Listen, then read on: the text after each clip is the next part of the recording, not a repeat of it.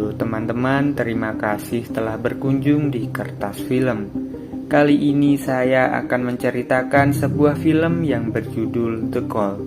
The Call merupakan sebuah film psikologi kriminal yang berasal dari Amerika Serikat dan dirilis pada tahun 2013.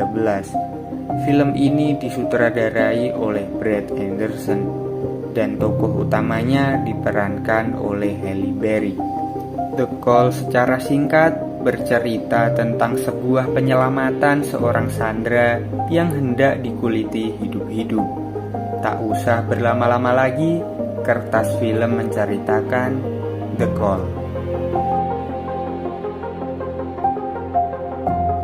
Film dibuka dengan menampilkan kesibukan para pekerja di call center 911. Tugas mereka adalah menerima laporan dari peristiwa kejahatan, lalu menghubungkannya kepada polisi agar segera ditindaklanjuti. Jordan adalah seorang wanita yang bekerja di call center 911. Seperti biasanya, ia menjalankan tugasnya dengan baik. Di tengah menjalankan tugas, Jordan didatangi oleh polisi yang ternyata polisi itu adalah pacarnya. Polisi itu bernama Paul. Suasana saat itu nampak baik-baik saja. Namun semua berubah setelah Jordan menerima panggilan dari seorang wanita. Wanita itu berbicara sambil menangis. Ia melaporkan bahwa ada pria yang membobol rumahnya. Kebetulan saat itu ia sedang berada di rumah sendiri. Sambil mencatat informasi, Jordan juga berusaha menenangkan wanita tersebut. Diketahui wanita itu bernama Leah Templeton. Jordan menyuruh Leah untuk masuk ke kamar lalu mengunci pintunya. Leah pun mengikuti perintah Jordan. Sial, pintu kamarnya tidak dapat dikunci. Dengan tenang, Jordan menyuruh Leah untuk membuka jendela lalu bersembunyi di kolong kasur. Hal tersebut dilakukan agar pria misterius itu mengira Leah berhasil kabur melalui jendela. Pria itu terus mencari Leah dan akhirnya benar-benar tertipu. Ia segera turun untuk mencari Leah. Saat kondisi mulai aman, Leah tak sengaja mematikan teleponnya. Hal itu membuat Jordan panik dan dengan spontan Jordan menelpon Leah. Nada dering Leah berbunyi cukup kencang hingga terdengar oleh pria misterius itu.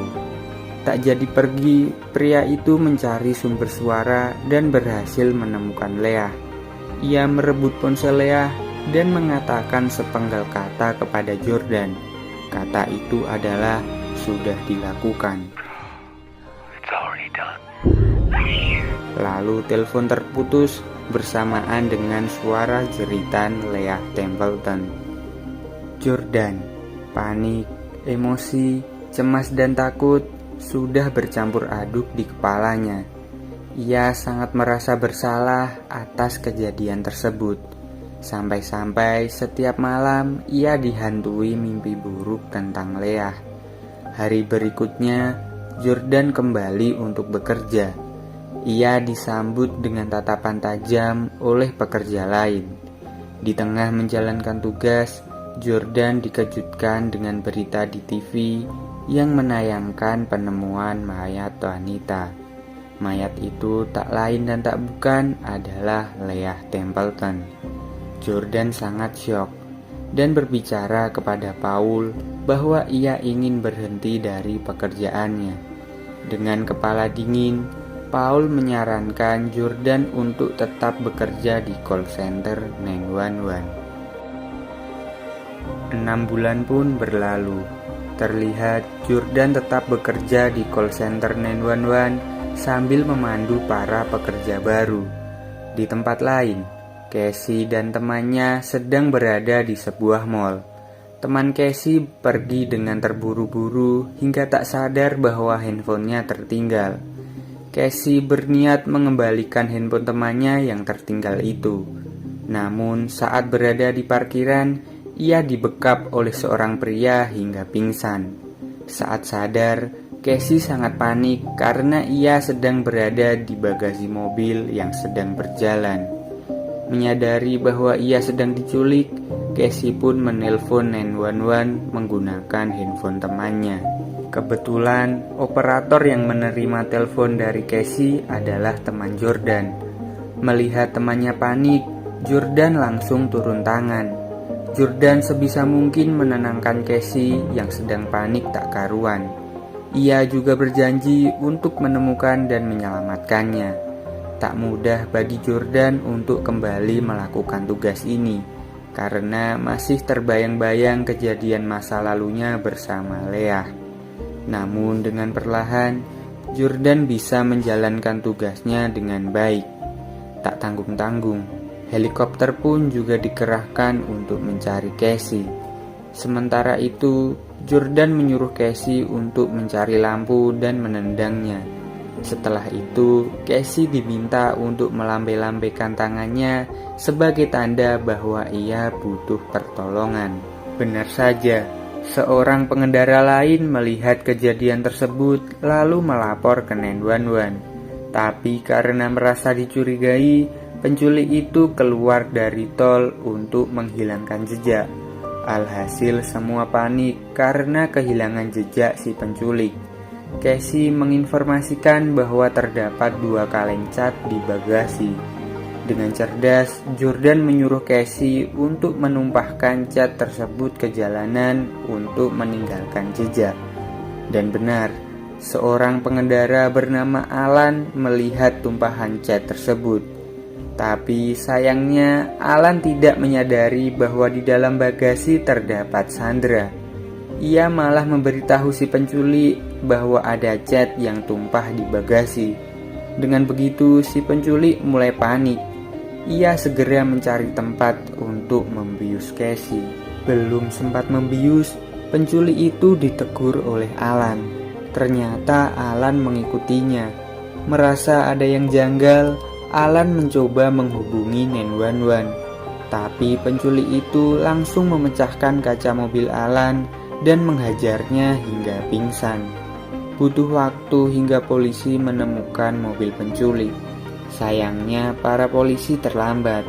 Alan dan Casey sudah dibawa kabur oleh penculik menggunakan mobil Alan. Beruntungnya sambungan telepon dari Jordan dan Casey belum terputus.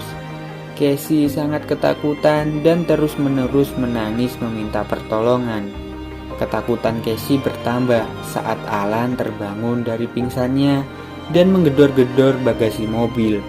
Karena mendengar kegaduhan di belakang, penculik itu turun dari mobil. Ia menusuk Alan dengan obeng berkali-kali hingga akhirnya tewas. Penculik itu sekaligus mengancam Casey agar tidak berusaha kabur. Sementara itu, polisi mendatangkan tim forensik untuk mencari sidik jari yang ditinggalkan oleh penculik. Karena melihat Alan dibunuh di depan matanya, Casey yakin bahwa dirinya juga akan dibunuh. Ia menyampaikan pesan terakhir kepada Jordan bahwa ia sangat menyayangi ibunya. Jordan dengan bijak selalu menyemangati Casey dan meyakinkan bahwa ia akan selamat. Jordan meminta Casey untuk melihat identitas Alan agar mobilnya bisa dilacak. Sementara itu, penculik berhenti di pom untuk mengisi bensin. Casey memanfaatkan momen tersebut untuk berusaha kabur. Ia berteriak dan meminta tolong ke penjaga pom. Naas belum sempat menolong, penjaga pom tersebut disiram menggunakan bensin dan langsung dibakar hingga akhirnya tewas. Penculik itu segera mengamankan Casey lalu bergegas kabur meninggalkan petugas pom yang terbakar. Dibantu oleh tim forensik, akhirnya polisi dapat menemukan identitas dan data-data penculik. Diketahui penculik itu bernama Michael. Polisi dengan sigap langsung menuju rumah Michael. Namun sayangnya Michael tak ada di rumah. Polisi hanya menemukan istri dan anaknya. Ternyata Michael membawa Casey ke tengah hutan. Saat mengangkat Casey dari mobil, Michael menemukan handphone Casey yang masih terhubung dengan Jordan. Michael terkejut karena Jordan mengetahui namanya. Lalu Jordan mencoba bernegosiasi dengan Michael agar Casey dibebaskan. Yang mengejutkan dari Michael, ia hanya mengucapkan sepenggal kata, yaitu sudah dilakukan. Di situ Jordan sangat terkejut karena ia mengetahui bahwa pelaku yang membunuh Leah Templeton 6 bulan lalu adalah Michael. Sementara itu, Paul dan para polisi berhasil menemukan alamat rumah kedua Michael. Rumah itu berada di tengah-tengah hutan. Di malam harinya, para polisi segera menggeledah rumah tersebut. Tapi usaha mereka sia-sia karena Michael dan Casey tidak berada di rumah tersebut. Di tempat lain, terlihat Michael membaringkan Casey dengan keadaan terikat. Ia mencuci dan merapikan rambut Casey. Karena merasa aneh, Casey pun berusaha kabur. Ia lari dan masuk ke sebuah kamar. Casey terkejut karena melihat sesuatu di dalam kamar tersebut. Dengan mudah, Michael pun dapat menangkapnya kembali. Sementara itu, Jordan mencari petunjuk dengan mendengarkan ulang percakapannya dengan Michael. Di dalam percakapan itu, ia mendengar suara tali di tiang bendera.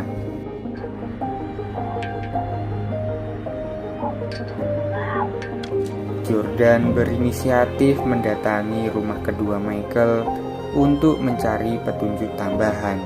Di sana, ia menemukan foto masa kecil Michael bersama kakak perempuannya.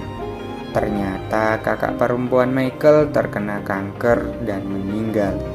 Jordan terkejut karena melihat foto Michael sedang berciuman dengan kakaknya. Setelah itu, Jordan keluar rumah. Ia mendengar suara tali di tiang bendera mirip suara di telepon Michael. Ternyata benar, itu adalah suara tali tiang bendera. Di situ Jordan juga menemukan pintu menuju ruang bawah tanah. Ia memberanikan diri untuk masuk. Jordan sangat berhati-hati dalam langkahnya. Dan benar, Michael berada di ruang bawah tanah tersebut. Jordan segera bersembunyi agar tidak ketahuan. Ia masuk ke sebuah kamar yang sempat dimasuki Casey. Tiba-tiba Michael masuk. Untungnya Jordan sempat bersembunyi di balik pintu lemari. Di situ Jordan mengamati tingkah laku Michael yang sangat aneh. Ia memandang foto kakaknya dan mengendus-endus rambut pirang yang masih menempel pada kulitnya. Ternyata Michael sangat terobsesi kepada kakak perempuannya. Ia belum bisa menerima kepergian kakaknya itu. Jadi ia memburu wanita berambut pirang untuk diambil rambut beserta kulitnya. Dengan begitu Michael dapat mengobati kerinduan kepada kakak perempuannya tersebut. Setelah itu Michael mendatangi Casey dan bersiap untuk menguliti rambut kepalanya. Dengan suara lirih, Casey memohon untuk dibunuh saja. Tapi Michael tak mau jika aliran darah di rambut Casey mati. Jadi ia tetap memilih menguliti rambut kepala Casey hidup-hidup. Namun baru mulai menguliti, kepala Michael dipukul oleh Jordan dengan sangat kencang. Sempat pingsan sesaat, Michael dapat kembali bangkit dan mencoba membunuh Jordan dengan memasukkan kepala Jordan ke dalam air. Beruntung nyawa Jordan masih tertolong karena Casey berhasil melukai wajah Michael menggunakan pisau. Momen tersebut dimanfaatkan Jordan dan Casey untuk melarikan diri. Sesampainya di atas, Casey berhasil menusuk punggung Michael menggunakan gunting. Lalu dilanjutkan dengan aksi Jordan menendang Michael ke ruang bawah tanah hingga pingsan. Saat sadar, Michael sudah terantai di sebuah kursi. Jordan dan Casey mengatakan bahwa mereka tak akan lapor kepada polisi. Mereka akan meninggalkan Michael di ruang bawah tanah sendirian. dan membiarkan Michael mati dengan perlahan. Lalu film ditutup dengan kata-kata Jordan, yaitu sudah dilakukan. It's already done. What?